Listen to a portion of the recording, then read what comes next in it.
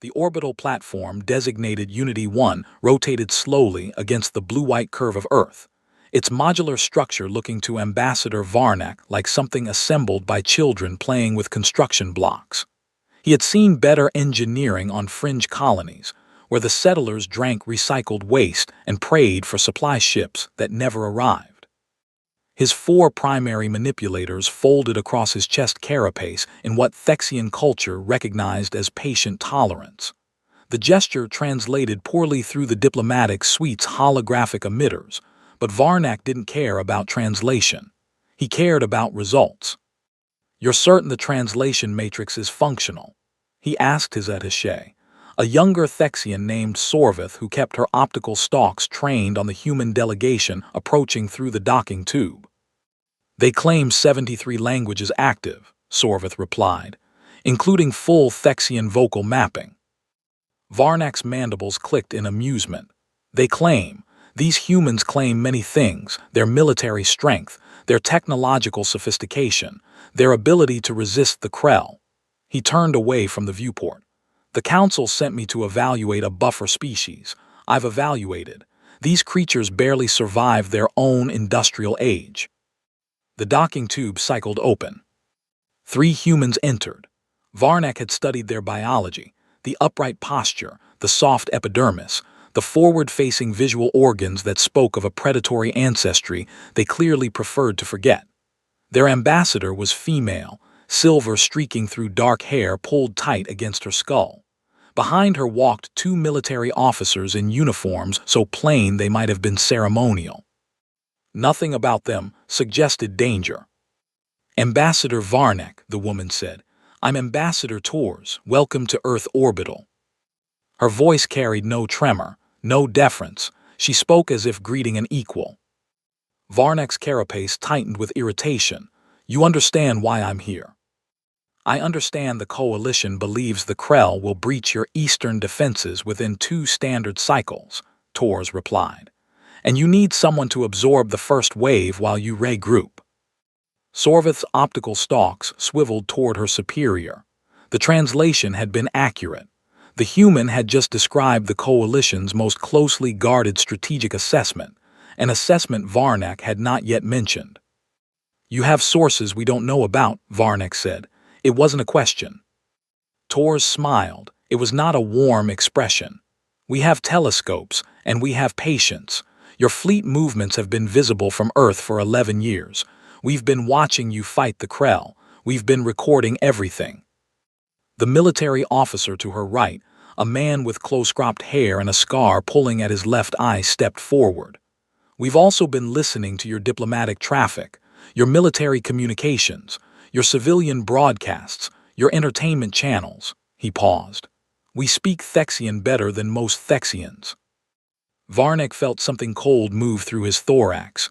"That's impossible. Your technology." "Your technology assumes anyone listening would be less advanced than you," Tors interrupted. "We're not. We're different. We don't build the way you build. We don't think the way you think, but we are not primitive." She walked past him, circling the diplomatic chamber. "You came here to demand our surrender, to tell us the Coalition will protect us if we provide resources and bases, to make us grateful for the privilege of being your shield." Varnak's mandibles opened, closed. The human had described his opening position exactly. "Here's what's going to happen instead," Tors continued. "You're going to sit down. You're going to tell us everything you know about the Krell's command structure, their supply lines, and their tactical weaknesses. And then you're going to watch." "Watch what?" Tors stopped at the viewport, her reflection ghosting over Earth's clouds. "Watch what happens to something that threatens a human world."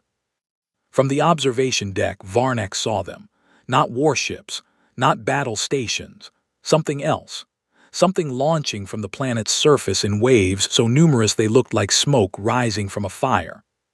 Missiles, thousands of them, tens of thousands. Each one accelerating toward the outer system where, his tactical display had just confirmed, a Krell advance fleet was already decelerating from faster-than-light travel. The Krell hadn't waited for negotiations. They were already here.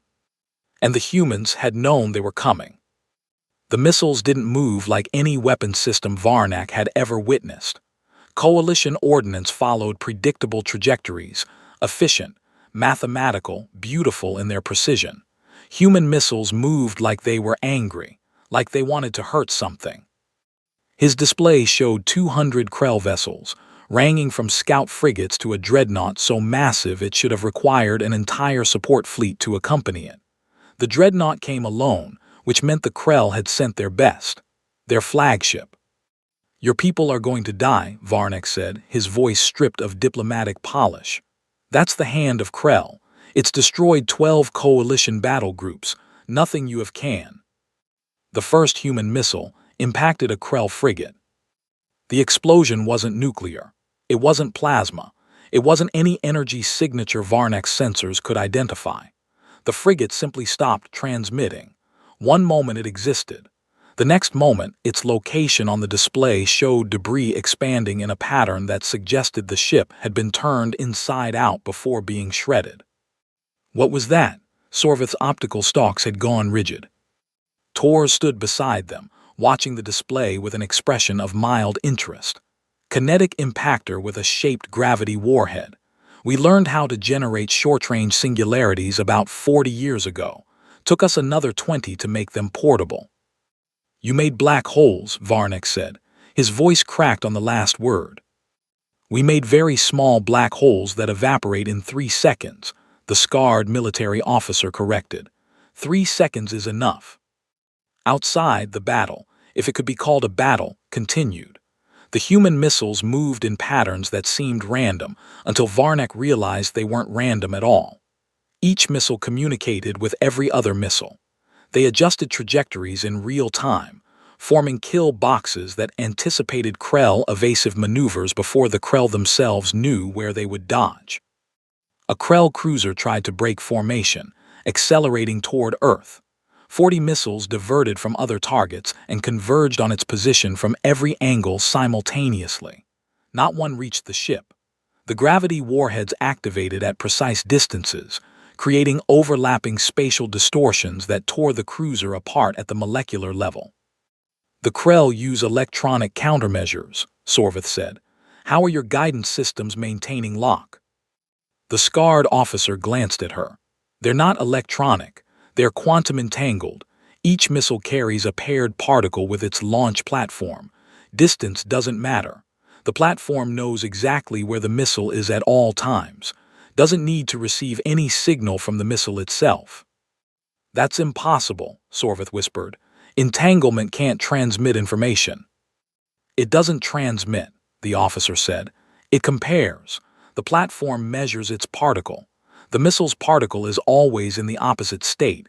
We know the missile's position because we know where it can't be." Varnak stared at the display. The Krell dreadnought had stopped advancing. Its escort fleet was gone, not defeated, not routed, but erased. 200 ships reduced to expanding clouds of debris in less time than it took to brew Thexian tea. But the humans weren't done. New launches from Earth. Not missiles this time, something larger. Vessels shaped like wedges, their hulls matte black, their drive signatures so faint Varnak's sensors almost missed them. "What are those?" he asked. Tor's turned to face him fully. "Those are our real ships. The missiles were just to clear the path." She walked to the display and tapped the image of the Krell dreadnought. "The hand of Krell has 20,000 crew members. It carries enough firepower to glass a continent. It's the most powerful warship the Krell Empire has ever built. And you're going to destroy it." "No," Tor's shadow fell across the display. "We're going to board it." Varnak's mind rejected the words. Boarding a dreadnought in the middle of combat was suicide. Boarding a Krell vessel was worse. The Krell were larger, stronger, and biologically adapted for zero-gravity combat. Humans would be torn apart. "You can't," he said. "The Krell soldiers are about to learn something," the scarred officer interrupted. He touched his ear. "Listening to something on a private channel. Boarding parties are away. ETA 90 seconds. Varnak watched the wedge ships accelerate. They didn't fire. They didn't evade. They flew directly at the dreadnought's hull, their paths calculated to exploit blind spots in the Krell's defensive grid. The first wedge ship impacted. It didn't explode. It latched onto the hull like a parasite, its nose melting through armor plating designed to resist capital ship bombardment. Within seconds, it had carved a hole into the hand of Krell. And then the humans went inside. The feed came from a soldier's helmet camera, transmitted through the entangled particle network, and displayed on Unity 1's main screen. Varnak watched humans move through the corridors of the Krell dreadnought, and everything he thought he knew about combat broke apart. The Krell were 8 feet tall, covered in natural armor plates, with 4 arms ending in claws that could shear through steel. They weighed 3 times as much as a human. Their homeworld's gravity was twice Earth's, which meant their muscles moved with explosive power that should have made them unstoppable in close quarters. None of that mattered. The humans moved in teams of 4. Each team communicated without speaking, using hand signals and prearranged movements that required no conscious thought. They cleared rooms in 3 seconds. They eliminated Krell soldiers in 2. Varnak watched a single human kill 5 Krell in a corridor. The human came around a corner, saw the enemy, and dropped to one knee. His rifle fired 3-round bursts chest, chest, head, chest, chest, head, each shot placed with mechanical precision. The Krell didn't even have time to raise their weapons. How? Sorvith's voice was barely audible. How are they doing this? Tor stood with her arms crossed, watching the feed. We've been fighting each other for 10,000 years. Every possible way to kill a person, we've invented it. Every possible way to defend against being killed, we've perfected it. The Krell have never faced an enemy that spent its entire existence learning how to murder. This is madness, Varnak said. Your species, you nearly destroyed yourselves. Your history is nothing but war. Yes, Tor said, that's exactly the point. The feed showed the human teams converging on the dreadnought's bridge. They moved through compartments designed for Krell physiology, too tall, too wide, with gravity plating set to 1.8 Earth standard. The humans didn't slow down. They trained in 2 gravities. They trained in 0 gravity. They trained in environments that would liquefy Krell lungs. A Krell officer tried to surrender. He dropped his weapon and raised all 4 arms, his mandibles forming the coalition sign for submission. The human team leader shot him in the head. The Krell don't take prisoners, the scarred officer said, answering a question no one had asked. They don't accept surrender. They don't follow any rules of engagement. We studied their campaign against the Thexian colony at Vorith 3. They killed everyone, medical personnel, children, research scientists. So you're doing the same, Varnak demanded. We're being efficient, the officer replied. Every Krell soldier we leave alive today kills coalition civilians tomorrow. We're not here to win a battle. We're here to end a war. The feed showed the bridge doors. The human teams stacked on either side, preparing to breach. Varnak counted 20 humans. The bridge would contain at least 30 Krell, including the ship's command staff. Even with the element of surprise, the math was impossible. The doors opened. The humans threw something inside. Not grenades. Varnak's sensors identified them as acoustic devices. The bridge filled with sound at a frequency that bypassed Krell armor and attacked their inner ear directly. Krell soldiers dropped, clutching their heads, their natural weapons useless as their balance systems shattered. The humans entered. They moved through the disabled Krell, firing twice into each body, chest, head, no hesitation, no wasted motion. Within 12 seconds, the bridge belonged to Earth. The human team leader walked to the dreadnought's command throne. A Krell admiral lay sprawled across it, his optical stalks shattered by the acoustic weapon, his mandibles twitching in reflexive agony. The human raised his rifle. Wait, Varnak said, though no one could hear him. That's Admiral Krell Zun, he's worth. The human fired. The admiral's head snapped back and stopped moving. Tors turned to face Varnak. Her expression hadn't changed. She looked like someone who had watched the same feed 100 times before. Your council sent you to evaluate us as a buffer species, a shield to absorb Krell attacks while your fleet regrouped. Varnek said nothing. His mandibles had gone slack. You don't need a shield, Tors continued. You need something that can go through the Krell and break their spine.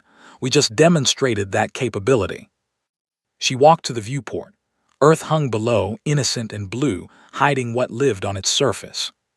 So here's my question, Ambassador. Now that you've seen what we are, what we can do, and what we're willing to do, are you still here to demand our surrender? The comm unit on Varnek's carapace chimed, the Thexian Council, requesting immediate contact. They had been watching the feed too. And they were terrified. The Council's holographic projection filled the diplomatic chamber with 16 Thexian faces, each one representing a star system, each one carrying the weight of a species fighting a losing war against the Krell Empire.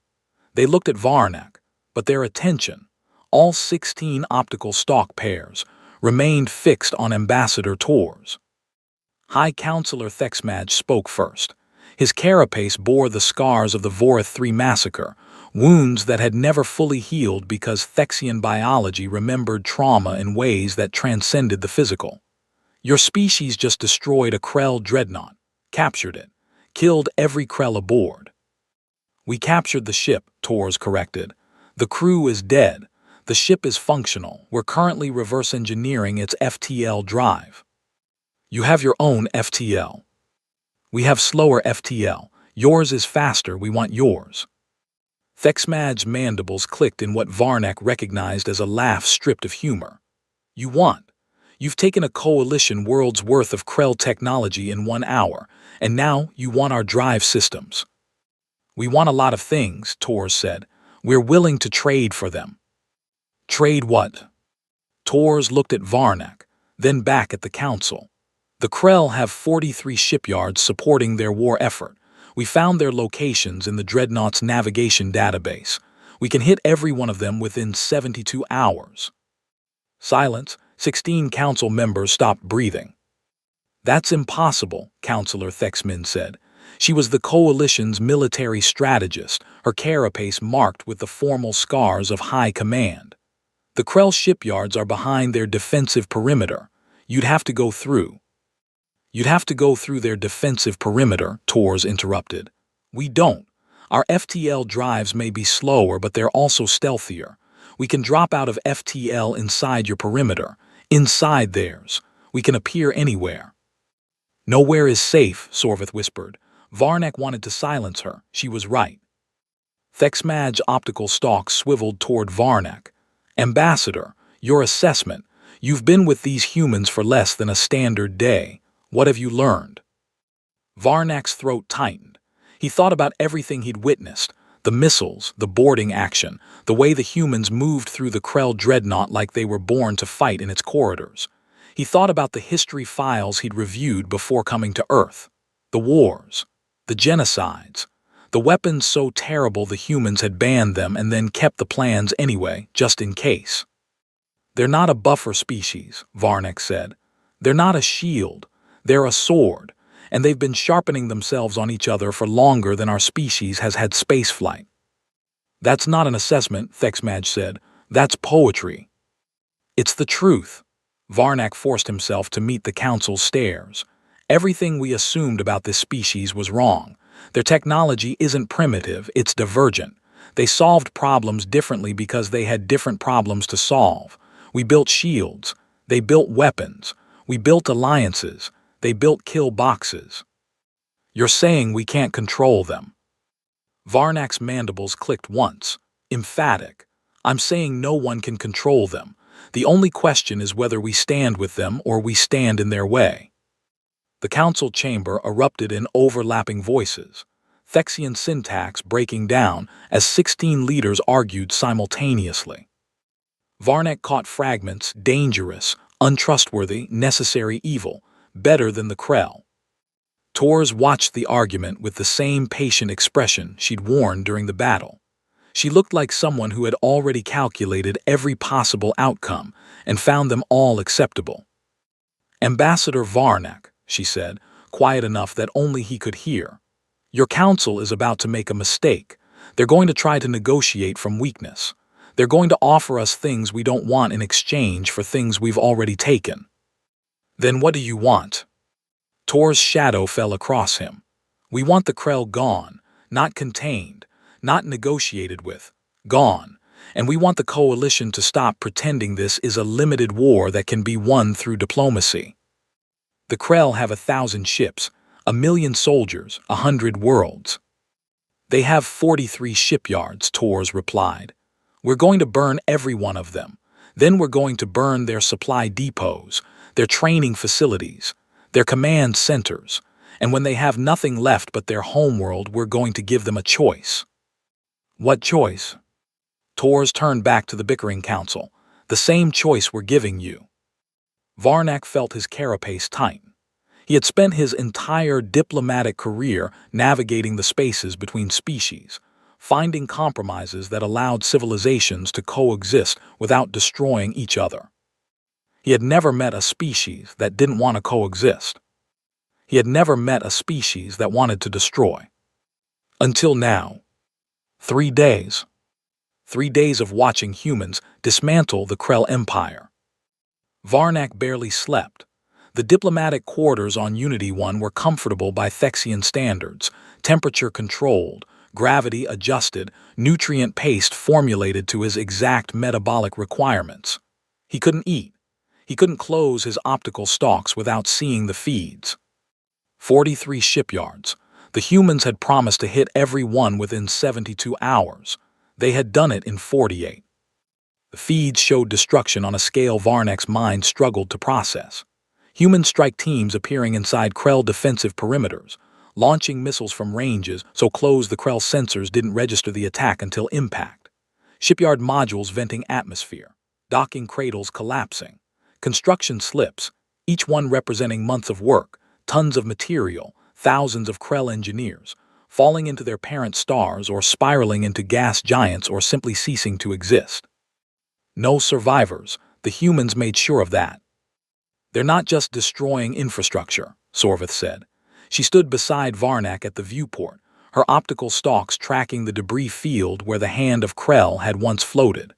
The human salvage teams had finished stripping the dreadnought's useful components. What remained looked like a corpse picked clean by scavengers. No, Varnak agreed. They're destroying the Krell's ability to rebuild. Shipyards, supply depots, training facilities, command centers. They're not fighting a war. They're performing surgery.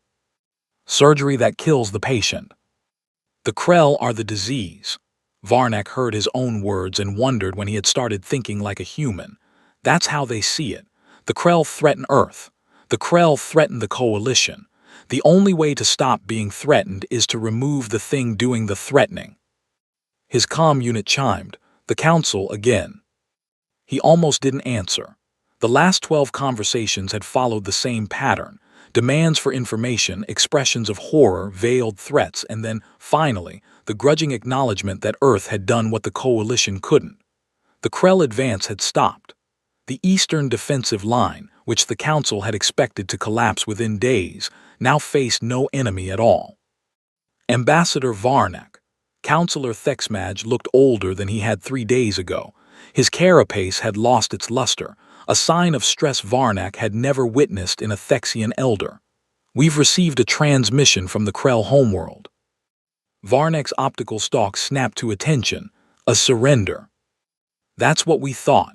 Thexmaj's mandibles trembled. It's a request for parley, directed to Earth. The Krell want to negotiate directly with the humans. Of course they do. Tors entered the diplomatic chamber without announcement, her security team flanking her. She had exchanged her diplomatic attire for a plain gray uniform with no insignia. It made her look like a soldier. They want to find out what we want. They want to offer us something, territory, technology, resources, in exchange for stopping the attacks. Will you negotiate? Thexmaj asked. No. The word hung in the air like a blade. We're not going to talk to the Krell, Tors continued. We're not going to accept their surrender. We're going to finish what we started. You can't, Thexmaj's voice cracked. You've already destroyed their ability to wage war. Further attacks would be Would be what? The scarred officer stepped forward. Varnak had learned his name, Commander Hale, and regretted knowing it. Names made enemies personal. Would be excessive, would be disproportionate, would be exactly what the Krell did to Vorith III. Thexmaj carapace tightened. That's not. Vorith III had a population of 2 million Thexians, Hale continued. The Krell killed every one of them. They didn't accept surrenders. They didn't negotiate. They didn't stop because someone told them they'd gone far enough. He pulled a data tablet from his uniform and placed it on the table. The screen showed a planet, Vorith III, Varnak realized. Before, green oceans, purple continents, cities scattered across the surface like jewels. The Krell didn't just kill your people, Hale said. They destroyed the planet. They cracked the crust. Vorith III is uninhabitable now. It will be uninhabitable for 1,000,000 years. He tapped the tablet. The image changed to a world of molten rock and toxic clouds. That's what the Krell do. That's what they've always done. They don't want territory. They don't want resources. They want to erase species that might one day threaten them. Varnak felt something cold spread through his thorax. How do you know this? Because we've been watching. Hale's scarred eye fixed on the Council's hologram. We've been watching for 11 years. We've seen every atrocity, every massacre, every world the Krell turned to glass. He turned to face Varnak directly. We didn't attack the Krell because they threatened Earth. We attacked them because they're monsters. And we've spent our entire existence learning how to kill monsters. Varnak looked at the tablet, at the image of Vorith III's corpse, at the scarred human who spoke of genocide with the same tone other species used to discuss weather patterns. He had been sent to Earth to evaluate a potential ally. He had found something else entirely. He had found humanity's answer to the question the Krell had been asking. What happens when you push a species too far? The answer was coming for the Krell homeworld. And Varnak couldn't look away. The transmission went out across all frequencies. Not a threat, not an ultimatum. A single coded message, 9 characters long, repeated 3 times. To the Krell, it looked like a surrender protocol, the standard format for capitulation negotiations. To the humans, it was a trigger. Varnak watched the feeds from 100 systems as the message propagated through the Krell military network. He watched Krell commanders pause their retreats, their counterattacks, their desperate attempts to reorganize after 48 hours of human strikes. They thought the nightmare was over. They thought the humans were ready to talk. They were wrong. On Krell supply depots across 100 worlds, environmental systems failed simultaneously. Life support shut down. Air scrubbers reversed polarity, pulling oxygen from compartments and venting it into space. Krell logistics personnel, the soldiers who kept the war machine running, died by the thousands before they understood what was happening. On Krell warships, navigation systems locked out command override. Engines fired at random vectors, sending vessels crashing into each other or into planetary bodies. Weapons systems discharged into adjacent ships. Defensive grids shut down, leaving entire battle groups exposed. On Krell command centers, communication arrays routed all traffic through human-controlled nodes. Every order, every request, every desperate call for help passed through Earth's filters. The humans listened to everything. They learned everything. They used everything. And through it all, the human fleet continued its advance. How? Varnak's voice had become hoarse from asking that question. How did you get inside their networks? Commander Hale stood at the viewport, watching Earth turn below them. We didn't need to get inside. We've been inside for years. You planted agents. We planted code. Hale turned. Every Krell ship that entered this system in the past decade was scanned, not for weapons, for communication protocols. We learned their encryption, their authentication systems, their command hierarchies. He walked to the tactical display, which showed the Krell fleet dissolving in real time. Then we started leaving presents, maintenance drones that carried our code, supply shipments that included our components, personnel transfers that unknowingly transmitted our access credentials. "This is impossible," Sorvith whispered. "The Krell security protocols were designed to stop physical intrusion," Hale interrupted.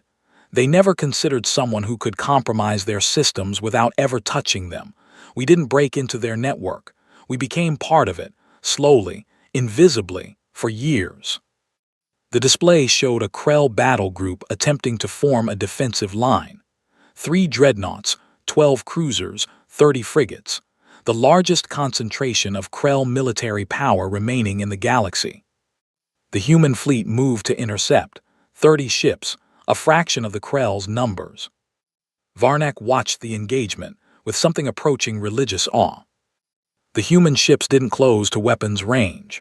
They stayed at extreme distance, launching missiles that moved through space like they had minds of their own. Each missile found its target. Each target died. The Krell dreadnoughts tried to flee. Their FTL drives refused to engage. The human code had spread to their navigation systems. They were trapped, helpless, waiting for death. It came in waves. Missiles, boarding parties, precision strikes that targeted bridge sections, engine rooms, weapon batteries. The humans didn't want to destroy the Krell ships. They wanted to disable them, capture them, add them to Earth's growing fleet. By the end of the hour, the largest Krell battle group in existence had ceased to exist as a fighting force. 23 ships had been captured intact. The rest were debris. The Krell Empire, which had terrorized the galaxy for 2 centuries, was over. And the humans weren't finished. "The homeworld," Varnak said. "You're going to attack the homeworld." Hale shook his head. "No, we're going to send a message." "What message?" Tors answered. She stood in the doorway of the diplomatic chamber, her gray uniform stained with something dark. Varnak didn't want to know what. "We're going to tell the Krell what we've done, what we can still do, and then we're going to give them a choice." "The same choice you gave us." "Yes." Tors walked to the display. The Krell homeworld hung on the screen, a green and blue world that reminded Varnak painfully of his own lost colonies. "Surrender unconditionally, disarm completely, submit to human oversight for the next 100 years. And if they refuse?" Tors touched the screen. The Krell homeworld expanded until Varnak could see continents, oceans, cities. "Then we show them what happens to something that threatens a human world." She turned to face him. Her eyes held no anger, no triumph, no emotion at all. "They underestimated us, Ambassador. Every species does. They look at our history, the wars, the atrocities, the near extinctions, and they see weakness. They see a species that almost destroyed itself." She paused. "They don't understand. We survived all of that. We survived ourselves. And anyone who threatens us now is going to learn why." Varnak looked at the Krell homeworld, at the cities that held billions of Krell civilians, at the oceans and continents that had never known conquest. He thought about Vorith 3, about 2 million Thexians who had died because the Krell decided they might one day become a threat. He thought about Earth, about a species that had spent its entire existence fighting, killing, dying, and surviving. And he realized that humanity wasn't asking for permission. They never had been. The Thexian council chamber had never been so quiet. 16 counselors sat in their formal positions, their carapaces polished to ceremonial shine, their optical stalks trained on the holographic feed from the Krell homeworld. Varnak stood in the observer's gallery, his diplomatic credentials granting him access to proceedings his rank should have forbidden. Above the council chamber, the human delegation waited in an adjacent room. Tors and Hale and a dozen officers Varnak didn't recognize. They had refused to attend the council session in person. They said their presence would be distracting. They meant it would be terrifying. "The Krell have responded to the human ultimatum," Counselor Thexmaj announced. His voice carried no emotion. Varnak had never heard him speak without emotion before. "They have refused to surrender." No one gasped. No one expressed surprise. The council had known this outcome since the human demands were transmitted. The Krell had ruled the galaxy through terror for 200 years. They didn't know how to submit. The humans have been informed, Thexmaj continued. They have acknowledged the Krell response, and they have requested permission to demonstrate their final solution. Permission from whom? Counselor Thexmin demanded. We don't control them. We've never controlled them. Permission from us to observe. Thexmaj's mandibles clicked in what might have been resignation. They want witnesses. The feed shifted. Varnak had seen the human fleet during the battle for the Krell dreadnought. He had seen the missiles, the boarding parties, the impossible tactics that shattered the Krell's military power. He thought he understood what humans could do. He was wrong. The feed showed a weapon, not a missile, not a ship, something else. Something that looked like a satellite, a sphere of metal and composite materials, covered in emitters that Varnak's sensors couldn't identify. It floated in orbit above the Krell homeworld, positioned exactly above the capital city. This is the hammer, Commander Hale's voice said over the feed. It's a planetary-scale acoustic weapon. It will generate frequencies that attack the Krell nervous system directly. Every Krell on the planet will lose the ability to move, to think, to resist. The weapon will not kill, Ambassador Tors added. It will incapacitate. For as long as we maintain the broadcast, the Krell will be helpless. Varnak understood. The humans weren't going to destroy the Krell homeworld. They were going to hold it hostage. Every Krell soldier, every Krell civilian, every Krell child, all of them at humanity's mercy. When do you intend to activate the weapon? Counselor Thexmaj asked. Now. The feed showed the hammer's emitters glowing, a frequency that Varnak couldn't hear. His translator assured him the sound existed, but Thexian hearing didn't extend to the required range, washed over the Krell homeworld. On the surface, billions of Krell stopped moving. Not died, stopped. Their bodies locked in place, their minds trapped inside flesh that refused to respond. The hammer didn't kill, it imprisoned. Every Krell on the planet became a prisoner in their own body. The broadcast will continue until the Krell military surrenders, Tors said. Every soldier who lays down their weapons, every ship that powers down their engines, every commander who transmits their capitulation, they will be spared. Anyone who resists will remain frozen. Forever. You can't, Counselor Thexmin whispered. That's billions of beings. It's justice. Tor's voice carried no anger. The Krell spent 2 centuries doing worse to other species. Now they're learning what it feels like to be helpless. The council chamber dissolved into chaos. 16 counselors shouting over each other, their mandibles clashing, their optical stalks waving in distress. Varnak heard demands, pleas, threats, prayers, all of them meaningless. The humans had already made their decision. He looked at the feed, at the frozen Krell capital, at the billions of beings who had terrorized the galaxy for generations, now as helpless as the victims they had created. And he felt something he hadn't expected. Nothing. No pity, no horror, no outrage. Just the quiet recognition that humanity had done exactly what they promised. They had ended the Krell threat. They had made the galaxy safer. They had used methods that no civilized species would consider. But then again, Varnak thought, the Krell hadn't been civilized. They had been monsters, and humanity had spent its entire existence learning how to kill monsters. The question now wasn't whether humanity would stop. The question was what they would do next. Varnak looked at the observer's gallery, at the door that led to the human delegation, and realized he was afraid. Not of the Krell, of the species he was about to negotiate with. The hammer broadcast for 72 hours. During that time, every Krell warship in the galaxy surrendered. Every Krell soldier laid down their weapons. Every Krell commander transmitted their capitulation, their species broken not by death but by the terror of helplessness. The humans accepted each surrender with cold efficiency. They boarded Krell ships, secured Krell bases, occupied Krell worlds. They treated the Krell not as prisoners of war, but as a species that had forfeited its right to self-determination. Varnak watched it all from the Thexian council chamber, where he had been granted emergency authority to negotiate on behalf of the coalition. The Council had given him one instruction: secure an alliance with Earth at any cost. He didn't need the instruction. He had already realized that humanity wasn't asking for allies.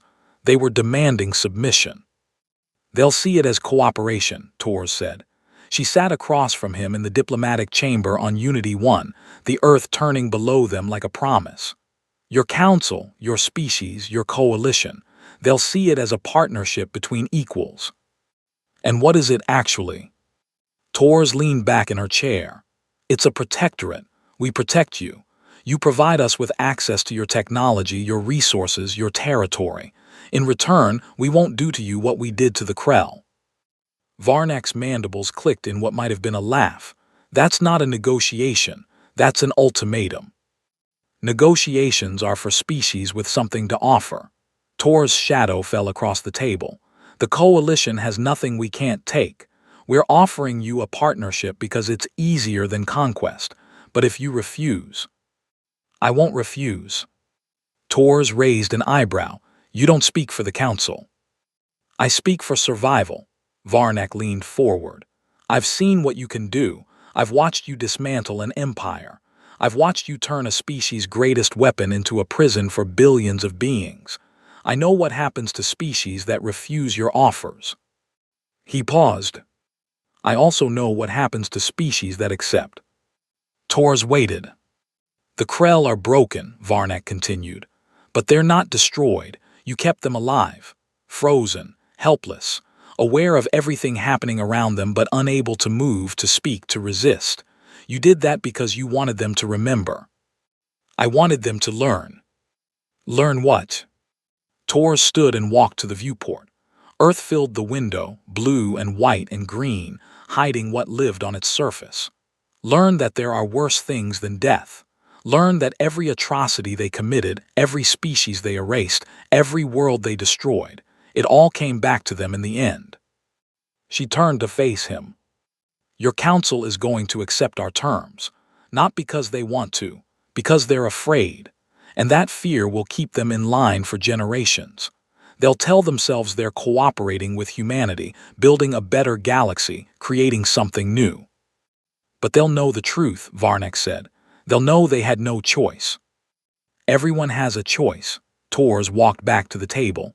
"The Krell chose to be monsters. The Coalition chose to be victims. Earth chose to be something else."